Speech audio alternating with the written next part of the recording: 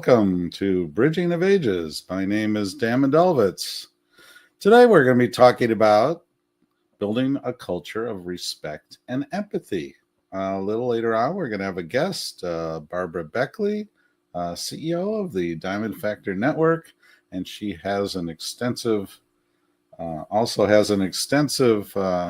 experience in the insurance industry and working and leading intergenerational teams. We're going to talk a bit today about creating opportunities for cross-generational learning and how to work with intergenerational conflict, how to have curiosity about what the other people are doing and wanting, and some real practical steps about really shaping an intergenerational culture. What's really important is to have that kind of empathy and curiosity about people of different ages and different experiences. And what you will find is if you have that curiosity and you want to learn and you're willing and open and can listen, you too can build a real culture of respect and empathy. So very important that we think a little bit beyond ourselves and not just our own experience. Because of course we have a lot to give, but we also have a lot to learn. And that is the beauty and power of intergenerational teams. And today we'll be talking with our guest about how to really build it, what works, what hasn't been working, and some of the ideas that you can take away in order to make that work for you.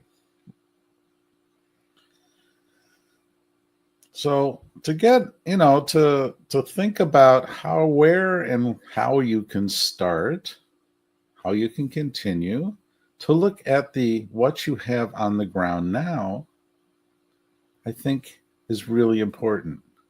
But don't forget that curiosity.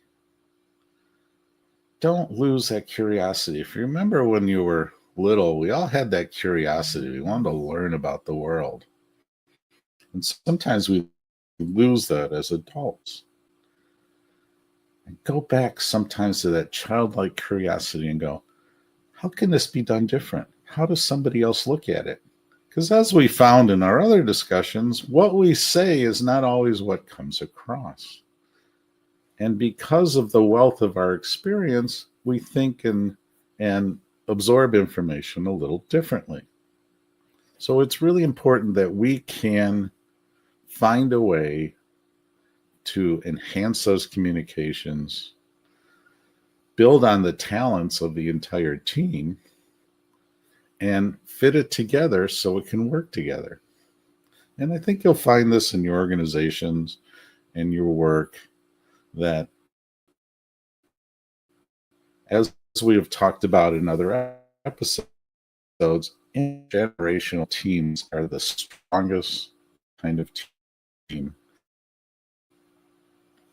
The most fulfilling way to build your teams. So let's take a look at your curiosity, at your empathy. And after a word from our sponsor, we'll have an opportunity to talk with Barbara and delve more into this topic.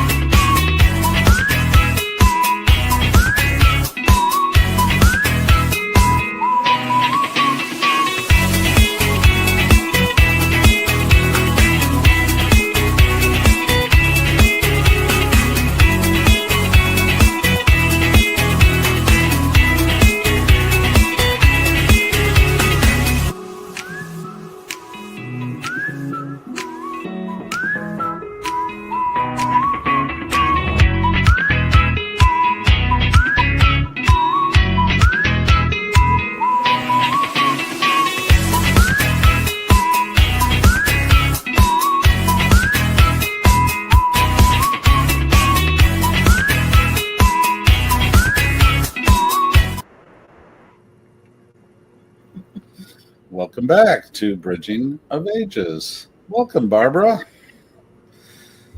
Thank you so much, Dan. I love your show. I Thank love you. I appreciate you coming on and having an opportunity to give us some of your insight.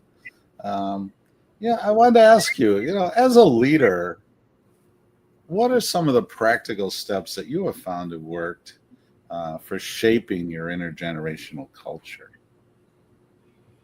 I always tell myself, and I always tell myself, Dan. Well, first of all, before I even start answering that question, again, I just want to thank you for creating this show. It's very important, especially now. Bridget of Ages is something that, and I love that you're not just looking at the older people, but you're also looking at the overall culture of everybody and making sure that we're kind of coming together to bridge, like you said. So thank you for creating that, and thank you for having a passion for that, because I just want to take my hats off to you, because it's needed. It's needed right now. So with that, I always believe that I always have to go back in time. I take a time machine when it's talking about, making sure that I was once 20. I was once 10. I was once 30, right? Maybe a little bit different because it was like in the 80s, 70s. Okay. But still, I was a younger age before. And I have to understand that I have to have empathy, because back then people had empathy for me. Most people. But I always take myself back, and then I take it into that now when I'm leading and guiding and looking at the group of people the teams that I really work with all different ages. Because I noticed this the other day. I was just noticing, because like you said, during the day, I've been in the insurance world for over 40 years now. And I noticed that it's changed, where my managers used to be always older than me. Well, now my manager, and it just switched before my manager switched, because we had another switch just recently. She was younger than me. So I'm 50. I don't mind telling age, because this is the show for that.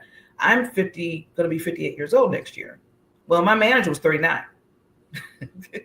And I noticed that she started calling me elder, and she started coming to me with questions sometimes. And first I got a little bit of hesitant on, okay, do you have to do the elder thing? Do we really got to do Elder Barbara right now? I don't. I was like, really? And then somebody, I told my cousins, and because it was really I was dealing with that a little bit, Dan. And then my cousin said, Barb, that's an honor. If she's calling you that, and then she's coming to you too, and she's 39 years old, because most people that are like younger, sometimes they don't want to hear it from us, you being old. They'd be like, okay, whatever, we're going to do whatever. But she's coming to you asking for advice, because she sees something in you that's going to help her and help her build what she's trying to do as a manager. So when that hit my head, and I was, like I said, sometimes people teach you, people remind you. I was like, oh, okay. So from that point, Dan, I respect it now, and I honor that. And now, like I said, went back, and I started thinking about when I was younger, how things, I was thinking. And then now looking at the age group, and hopefully I'm showing that empathy now. I'm understanding. I'm trying to understand them more. I'm trying to put myself in their shoes. Yeah. That's great. It's interesting that, you talked about, people kind of rail sometimes at being called an elder, but elderhood is really recognized by other people before we recognize it in ourselves. Mm-hmm. And elders have always been, over time, the ones who carry the knowledge. And it's wonderful that, your manager has this curiosity and wants to come to you and ask how to, do things, because we all know we can't substitute for experience. But what I love about what you said is that you also think about the beginner's mind, the person who's just starting out, and how it was You didn't even know the questions to ask, much less, how to get answers from other people. And that's a wonderful piece. You've really honed in on that intergenerational communication, thinking, trying to help and have the empathy and the curiosity of how people of different ages and different experiences have an opportunity to learn about each other. So coming what comes with this empathy and things growing and things working well is also some conflict. And I'm sure, and I'm curious how, and that comes back to curiosity, obviously, which I like talking about. um, how do you integrate your curiosity and also deal with the conflict that sometimes comes because the language can be different, the experience can be different, and as you said, some don't even want to learn. And it's vital, especially in a workplace, that a team learns to work together.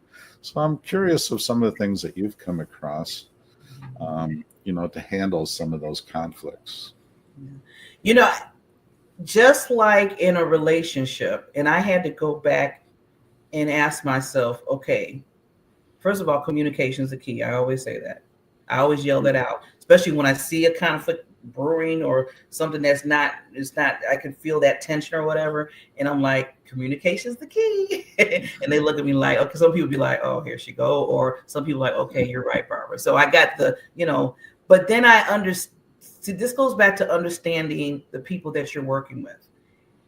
And I took a step from relationships.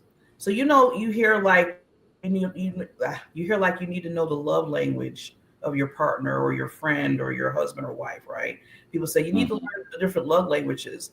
Same as it in a team. You have to understand how each person what their language is, what their love language. Some people like to be seen. Some people, just they don't want to be seen, but they're the background. It's like, okay, I'm okay with the background, but you have to put me in front. Some people like to talk. They like to hear themselves talk. So you have to understand. If I understand how each person acts and reacts, then when the conflict hits, then I know how to basically go towards that conflict and deal with it. So just saying, for instance, I have one team member. She likes to talk and talk and talk and talk and talk and talk and talk. And almost to the point where I was like, okay, is that me?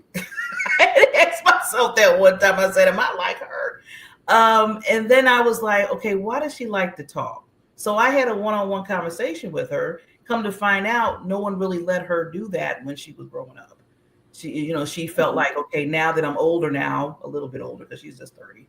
I always call them babies. They keep saying, no, I'm not. I'm like, yes, you are. In my mind, you're a baby. But she said, I never had that, so now what I do is when certain things, if we're doing certain projects or if we're looking at things or research or whatever, I always have her as a mouthpiece because she likes to talk. And I'm like, okay, use your gift. We're going to use what you like to do in a positive manner instead of people keep saying, she just talks all the time. Because I hear people in the background saying that I'm getting tired of her talking. And, that's where the conflict and stuff goes. But then I use her positive, her what people think negative for good. And that kind of toned down some of that. Yeah.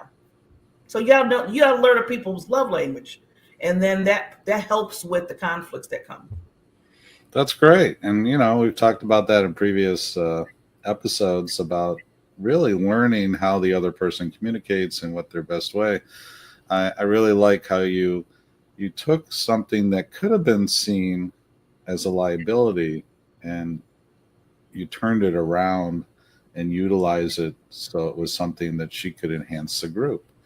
To be a spokesperson, to be able to go out there and talk for the group and help communicate, as opposed to being known as the person who just never stops talking.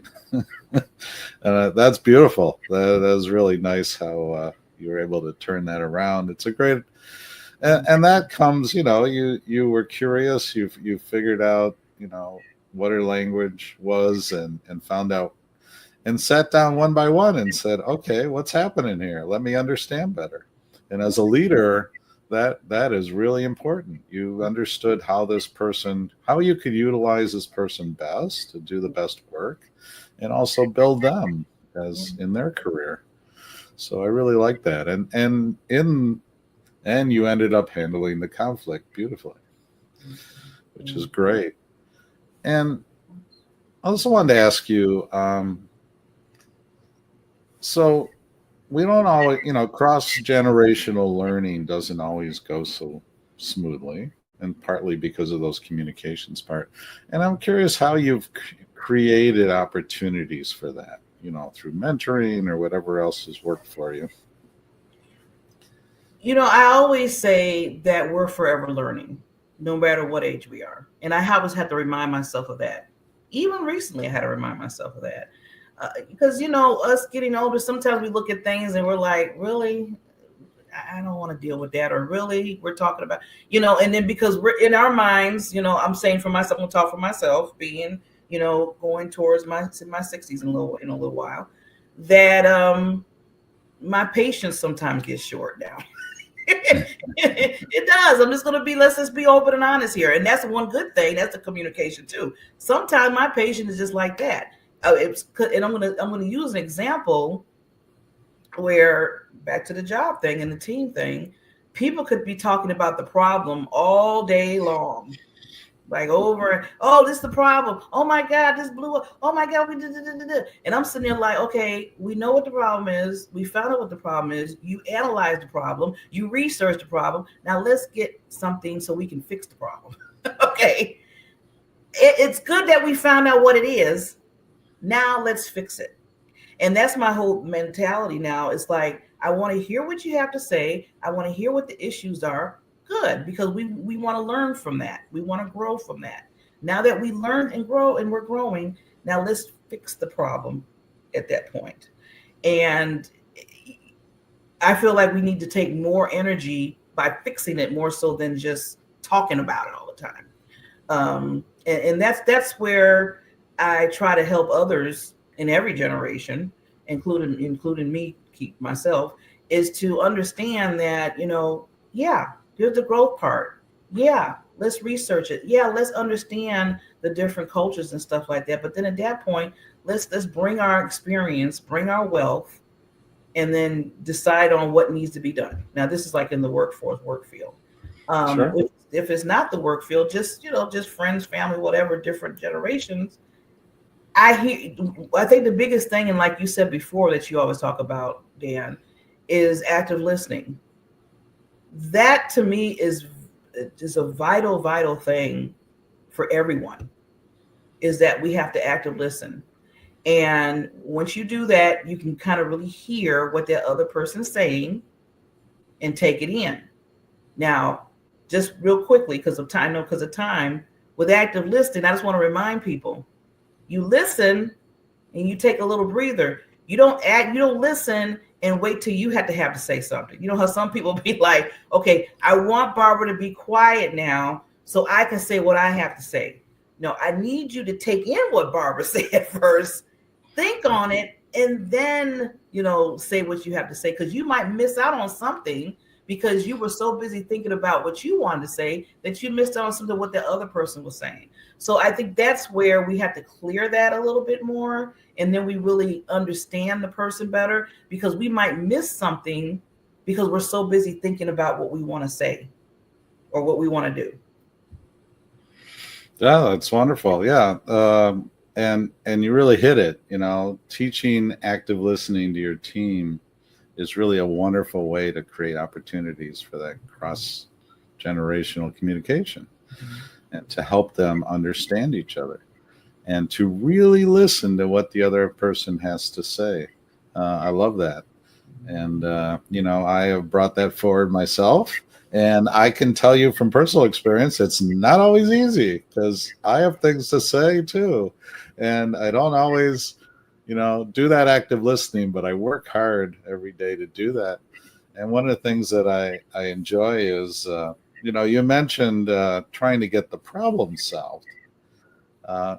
one of the things that I like to do with my teams is tell them, I'm okay with you coming to me with a problem. Matter of fact, don't hide it. I want to know if there's a problem.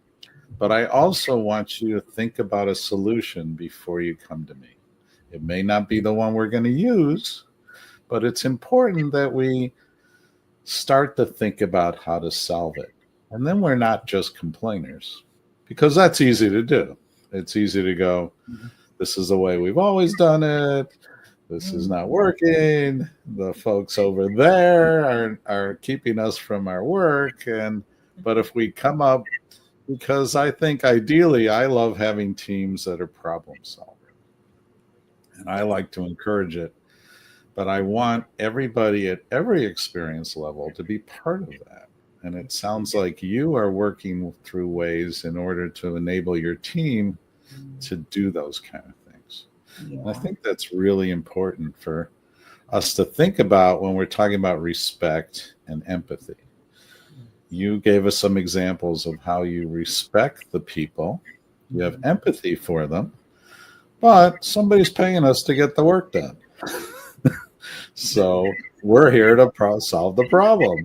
Yeah. And, you are teaching these folks to listen better and to also how to interact and work together better to solve the problems that you have every day in the workplace, or even elsewhere outside of that, an organization you're part of, maybe somewhere where you volunteer, you can give that kind of input.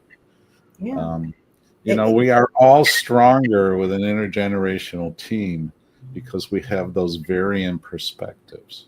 Yes. I can't tell you how many times I've had somebody, much younger than me or somebody older than me who saw something different than I did because of a different experience. Yes. And we were able to solve a problem because of their insight. And if I didn't have respect and empathy for them, I wouldn't be open to that.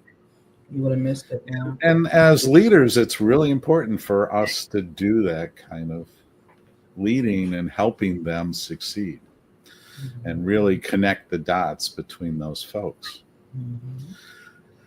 Well, I want to thank you, Barbara, for your insights and all the things that you're able to bring to our audience. Thank you. And after this note from our sponsor, we're going to wrap up today, and I'll be able to give you some ideas that you can go home with. Thank you, Dan. It's been a pleasure.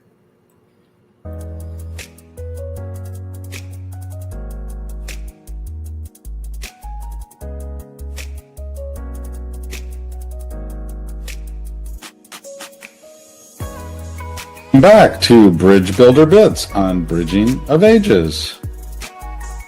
Today we talk about talent. We walk past the talent every day, and then we turn around and say, we can't find any talent. How are we excluding it? Because of conscious or unconscious bias.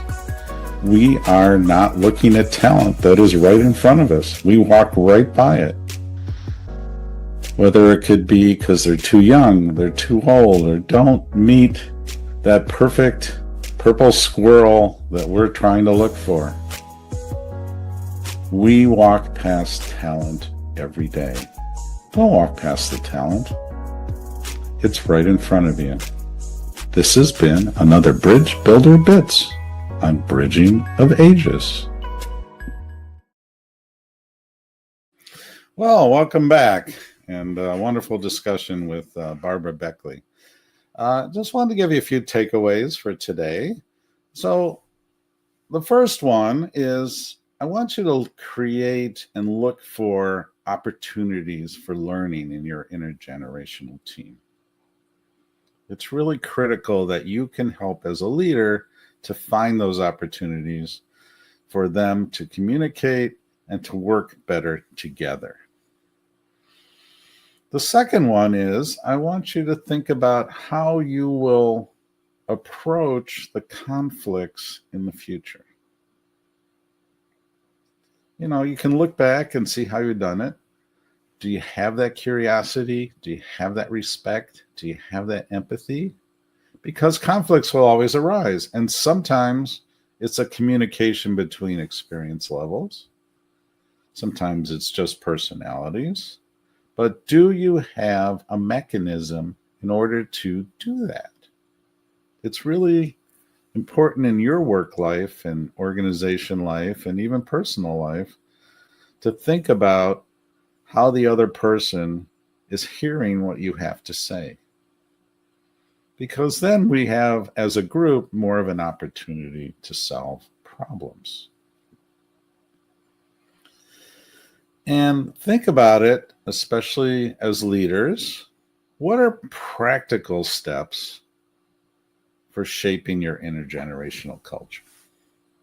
So take the first two action items, the creating opportunities and thinking about how to handle conflict, and integrate them into the third action item, which is really looking for practical steps. Now you're at the how. You really want to figure out how to shape the culture, how to best communicate, and how to work together with all of them. And the tip of the day today is curiosity. Think about that childlike curiosity, because that will serve you well. That will bring you the empathy. That will bring you the respect, because you're curious on how to do this better and how best to work with your people and help them help themselves. So today, our topic was building a culture of respect and empathy. Our next show is going to be on strength in intergenerational workforces. So we're going to build on what we talked about today and in earlier shows and really get into some of this, how we build and strengthen our intergenerational workforces. I want to thank you again for joining us in Bridge of Ages. My name is Dan Mendelevitz. I look forward to seeing you in our next episode.